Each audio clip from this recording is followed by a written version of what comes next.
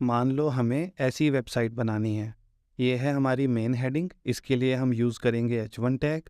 ये दोनों हैं मेन हेडिंग के अंडर में सब हेडिंग्स, इनके लिए हम यूज़ करेंगे h2 टैग। ये दोनों हैं इस सब हेडिंग के अंडर में एक और लेवल छोटी हेडिंग, तो इनके लिए हम यूज़ करेंगे h3 टैग।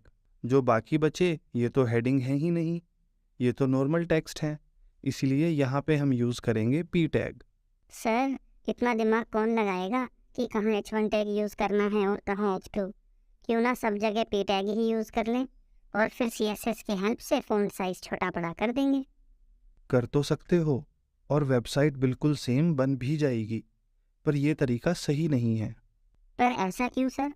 जब वेबसाइट सेम दिखेगी तो यूज़र को क्या फ़र्क पड़ेगा कि हमने वेबसाइट बनाई कैसे है? ज़्यादातर यूज़र्स को फ़र्क नहीं पड़ेगा, पर जो यूज़र देख नहीं सकते और वेबसाइट्स को स्क्रीन रीडर की हेल्प से यूज़ करते हैं, उन्हें फ़र्क पड़ेगा। सर, ये स्क्रीन रीडर क्या होता है? स्क्रीन रीडर एक सॉफ्टवेयर होता है जो वेबसाइट का टेक्स्ट पढ़ता है और फिर उसे ऑडियो में कन्वर्ट करके यूज़र को सुनाता है। चलो एक वीडियो क्लिप में देखते हैं कि स्क्रीन रीडर किस तरह काम करता है। Heading Level 1. Web Development for Absolute Beginners. Heading Level 2. Who can join? Anyone interested in coding can join. Heading Level 2. Syllabus. आपने शायद नोटिस किया होगा कि स्क्रीन रीडर टेक्स्ट तो पढ़कर बोलता ही है, पर साथ में ये भी बोलता रहता है कि वो टेक्स्ट है क्या। टेक्स्ट के साथ टाइप भी होना यूज़र को वेबसाइट समझने में बहुत हेल्प करता है। बल्कि यूज़र चाहे तो स्क्रीन रीडर को सिर्फ लेवल 1 हेडिंग पढ़ने को बोल दे और जो हेडिंग काम की लगे फिर उसके अंदर का टेक्स्ट भी पढ़ने को बोल दे। पर यह सब हो तो तभी पाएगा ना जब स्क्रीन रीडर को पता हो कि कौन सा टेक्स्ट किस टाइप का है। स्क्रीन रीडर HTML टैग्स पढ़कर ही ये सब पता करता है, इसलिए सही टैग यूज़ करना बहुत ज़रूरी है। सर, क्या सही में वेबसाइट उन लोगों को भी ध्यान में रखकर बनाई जाती हैं जो देख नहीं सकते? हाँ बिल्कुल, बल्कि काफ़ी देशों में तो ये कानूनी रूप से ज़रूरी है। सबको ध्यान में रखकर वेबसाइट बनाने को कहते हैं एक्सेसिबिलिटी। वेबसाइट की एक्सेसिबिलिटी इम्प्रूव करने के लिए पहला स्टेप तो हो गया सही HTML टैग्स यूज़ करना, पर और भी कई स्टेप हैं जो हम आगे पढ़ेंगे।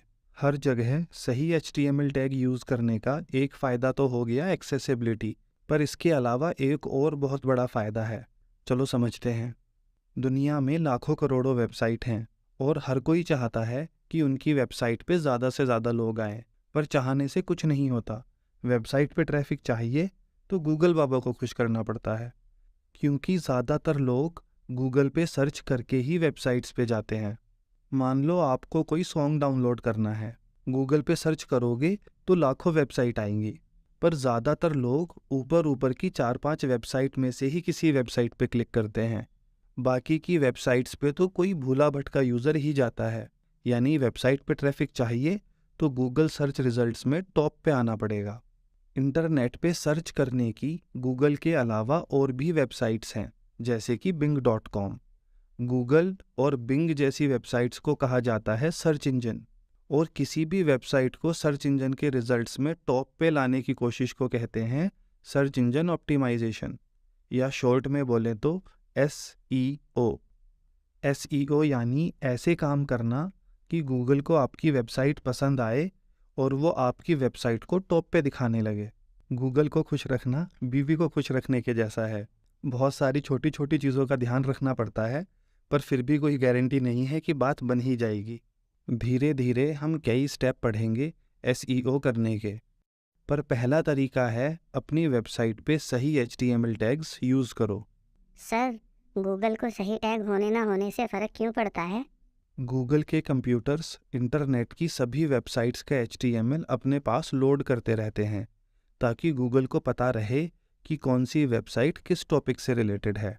तभी तो वो कोई भी टॉपिक सर्च करने पे सही वेबसाइट दिखा पाता है। अगर आपने सही HTML टैग यूज़ किए होंगे तो गूगल को आपकी वेबसाइट समझने में आसानी होगी और वो आपकी वेबसाइट को पसंद करेगा। जिस HTML कोड में सही जगह पे सही टैग यूज़ हुआ हो, उस कोड को कहते हैं सीमेंटिक HTML। उम्मीद है कि आप उल्टे सीधे टैग यूज़ ना करके हमेशा सीमेंटिक HTML लिखोगे। इस वीडियो में इतना ही।